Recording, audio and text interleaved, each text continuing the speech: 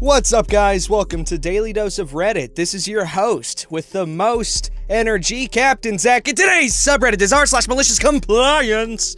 Alright, for our first shot of high-octane Reddit reading action, a story called Secure It, but Leave the Keys in It. Roger that, Lieutenant. Warning, like most of my posts, this will be a long one till near the end. Sorry in advance. This happened back in my army days, on deployment to Afghanistan.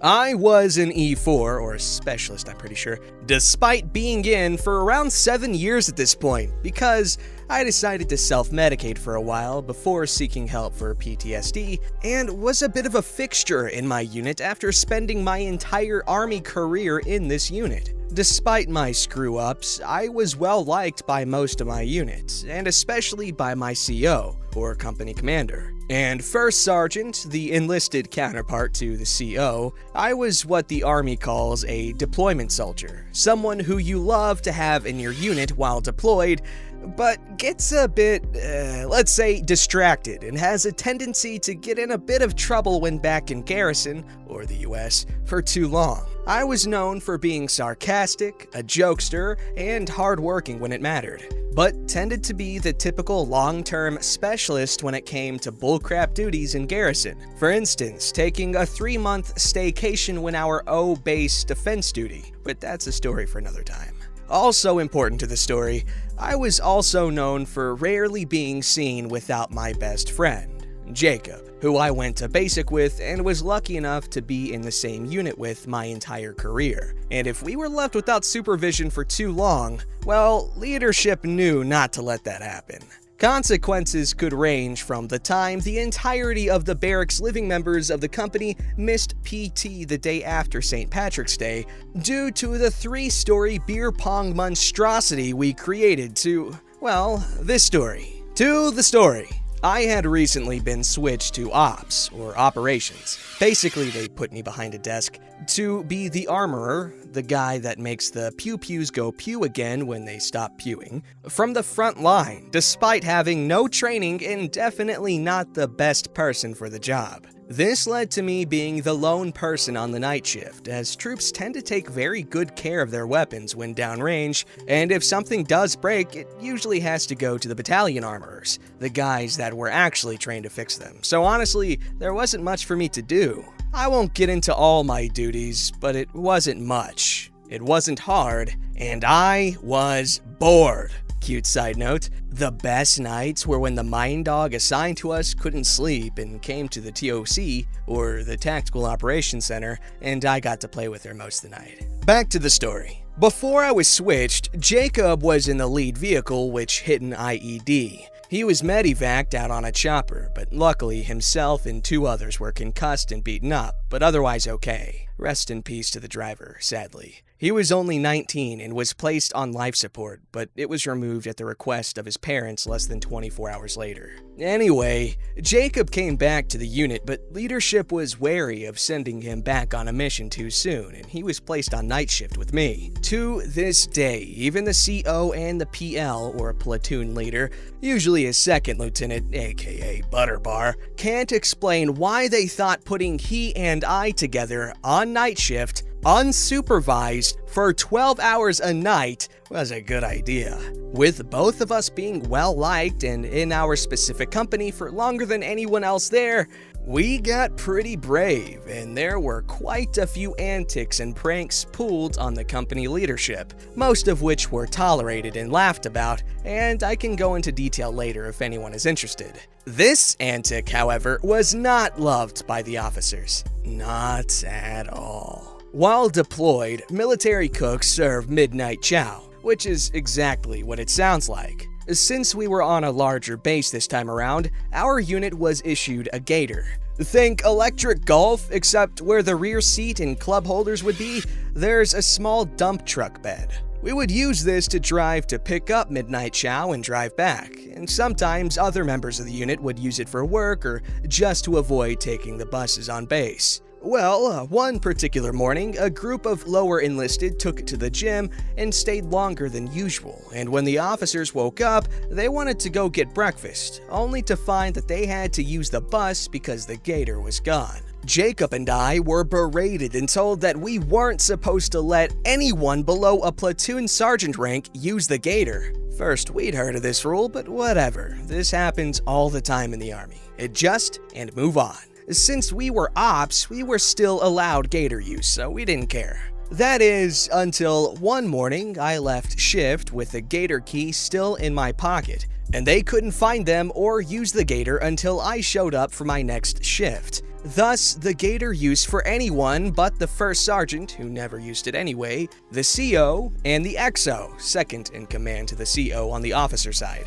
Usually a first lieutenant, but in this case, a butter bar. Our exact orders were, "The keys stay in the Gator and no one uses it without our permission." And I was told off pretty harshly by the XO. Usually, you can get away with a bit of argument with a butter bar. The good ones, anyway, after you've been in the military for a while. And this XO was a really good one. I guess he was just having a bad day or something, I don't know. But I knew better than to press my luck and argue.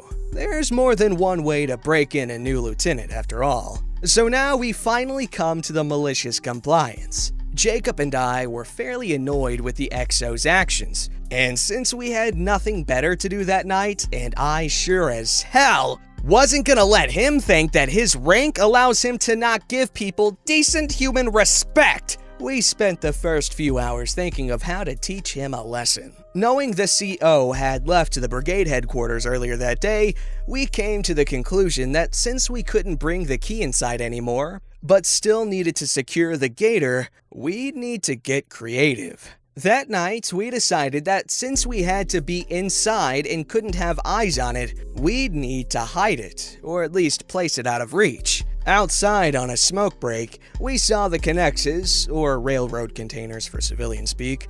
They were stacked too high, with empties on top and extra supplies on bottom. We looked at each other and immediately knew what to do. We took turns building a makeshift ramp that night, and slowly eased the Gator up to the top of one of the stacks, turned it off, left the keys in, and disassembled the ramp. Luckily, we left before the XO woke up, and the first sergeant didn't notice it was missing since he never used it. Getting back that night, we were a bit nervous, but when we walked in, the first sergeant tried to hide a smile. We knew we were in the clear then. Sure enough, the XO comes to us with a red face. "What the hell was that?" "What was what, sir?" "Don't give me that crap! The Gator!" "Well, sir, you said we had to keep the Gator secure from anyone without your permission. But we have to stay inside and couldn't see it. Since we had to leave the keys in it as well and didn't have any guidance, we thought the best thing would be to put it where no one can reach it." This is the point the first sergeant breaks down laughing, and the XO knows nothing will happen to us. So he says, "Okay, that was good. You had your fun, but don't put it up there again." "Roger, sir." We later found out that they used a crane from the contractors to get it down. Probably for the best, no one got hurt that way. Still under the same orders with one caveat, and inspired by the crane usage, that night I took a trip to the contractors and, after explaining the situation to them, they happily agreed to use the crane to move a barrier from our mortar bunker out of the way long enough for us to fit the Gator in, then replaced it. There was physically no way to get it out without a crane. Things happened much the same that night. Except this time, we had new orders that we were not to hide the Gator at all. The first sergeant stayed behind that night for a few smokes with Jacob and I, laughing but telling us he can't protect us forever. But he was interested in seeing how it all plays out, so he wouldn't stop us from continuing. But tread carefully. We thanked him and quickly came up with our new plan. But this time, waited until about 3 a.m. thinking the XO may have a surprise visit. Sure enough, around 1, we saw a red flashlight beam shine on the Gator during a smoke break. And while we can't prove it was the XO, we assume it was. Around 3, we began unscrewing the entire front wall of the TOC, drove the Gator inside, and replaced the wall. That morning, the XO unexpectedly arrives with the first sergeant before we were off shift. The first sergeant walks in and laughs so hard he can't breathe. Hearing a loud sigh outside the door, the XO enters, stares at our work, and walks out, head down, without saying a word. This time, the first sergeant made us undo our work since it would interfere with operations, and later that night, the XO told us we'd made our point, and we even got an apology. After that, anyone could use the Gator as long as it was back by breakfast, and the CO had one hell of a laugh when he returned. That's an incredible story. I thought it was going to stop with the connects, the crate thing. I don't know if I'm pronouncing that correctly, but I think I am. But wow, that honestly surprised me because that's just creative. This story's called Wearing Combat Boots During Nursing School. Back when I was in nursing school, we were supposed to wear black, non-porous, closed-toe footwear with non-skid soles for our clinical rotations that weren't Crocs. Most of my fellow female students wore classic nursing clogs like Dascos and Sanitas. I tried wearing clogs like this in the past and had rolled my ankles too many times to recall. So I decided to not go that route for shoes. I'm a military spouse, a vet myself, and have aforementioned crappy ankles, so my footwear of choice was a pair of black leather tactical combat boots, as a show of support and to make sure I always looked sharp at clinical. My hubby always shined up and edge-dressed my boots every evening before clinical the next morning. The boots always looked professional, they were comfy as hell, I could bump my toes into beds without breaking a toe, and I could wear them all day without having back pain, foot pain, or rolling an ankle. The same could not be said for my classmates wearing the more traditional shoes like clogs. During the first week of my first semester, I had an old school nurse as my clinical instructor. I say old school because she believed female nurses should still be wearing crisp white uniforms with the stupid starched hats and that our profession lost prestige when we transitioned to scrubs. This instructor got such a bee in her bonnet about my boots and decided that my boots were out of regulation that she threatened to take it up to the director and have me tossed from clinical, thus failing the program. There was nothing in the handbook specifically stating I couldn't wear my boots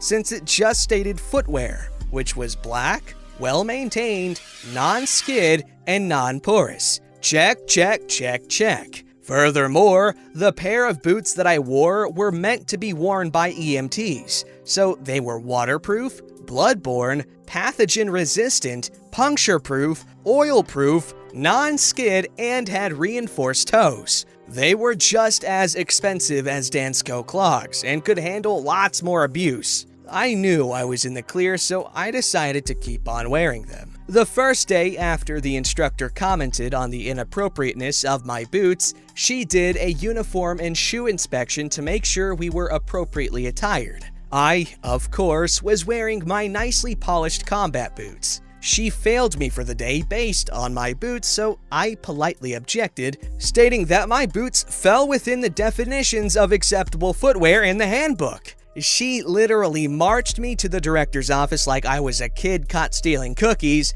and demanded I get tossed for the boots, failure to follow program rules, and disrespect because I objected to her failing me. The program director, upon further close reading of the program regulations, determined that there was nothing that was wrong with the boots. They adhered to the standards set forth by the program, and that they were honestly safer than most of the shoes the other students were wearing because they were waterproof, puncture-proof, non-skid, and had reinforced toes. She rescinded my fail and allowed me back into clinical. After that, I heard not a peep about my boots from any of the faculty for the rest of my program. Fast forward to graduation. I had been wearing my combat boots since I started, and I had no intention of stopping, especially since many of the vets that I cared for during clinical always reacted positively to them. Our nursing pinning ceremony, the event where we receive our nursing school pins and are officially recognized as nurses, has an all-white dress code. White uniforms, starched white hats, white closed-toed footwear.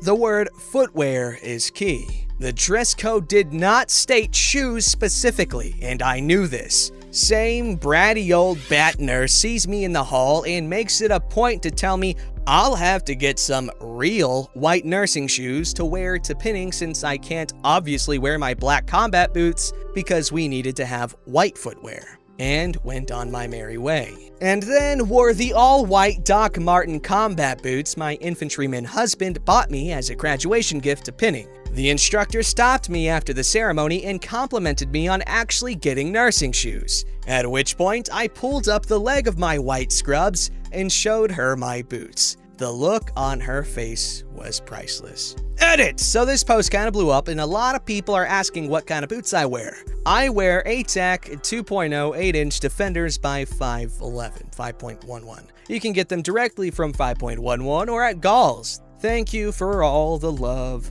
You're welcome. That's a really good story. Very charming. I absolutely love combat boots. I remember when I was in 7th grade, I wanted 3 things, okay? I wanted combat boots, I wanted the 7th generation iPod Nano, and I wanted a nice pocket knife. Because I was absolutely obsessed with survival stuff. I had, and still have, a really cool book. It's called The Boy's Book on How to Be Dangerous. And it's got a lot of valuable information. It's kind of cheesy, but I love that book so much. And I would actually pack that book with me anytime I went on a plane ride, just in case we crash landed in the wilderness or something. Like Hatchet, that book by Gary Paulson. Very good book. I love that book. Survival. This story's called, I Would Like Ice on the Bottom. I used to work in a cafe diner as a waitress. My job is your typical food runner, and sometimes bus duty if we were understaffed, which is always. Anyway, one day we had a group of college kids who most were really nice, but one in particular was the clown. He started off with dumb jokes. When I was writing up orders, he responded with, "Food, please," or "A cheeseburger without cheese." When asking for drinks, he responded with, "A nice cup of water with ice at the bottom," with some of his buddies telling him to shut up and waving me an apology. That's nice. Well, no problem, buddy. You can thank my 7th grade science professor warning me not to lick metal poles when it was cold, or it'll stick like in the movies. I went back to fulfill this request to the T. I grabbed one of our milkshake tins, gave it a quick rinse, and packed ice cubes at the bottom. I crushed some additional ice and added them, allowing the entire thing to form one solid cold clump. And being cold enough, stuck to the wet interior of the tin. I returned triumphantly, plopping down the tin in front of the fool. Water, ice at the bottom as per dear customer's request. At first, he was confused as he only saw the one with the metal tin.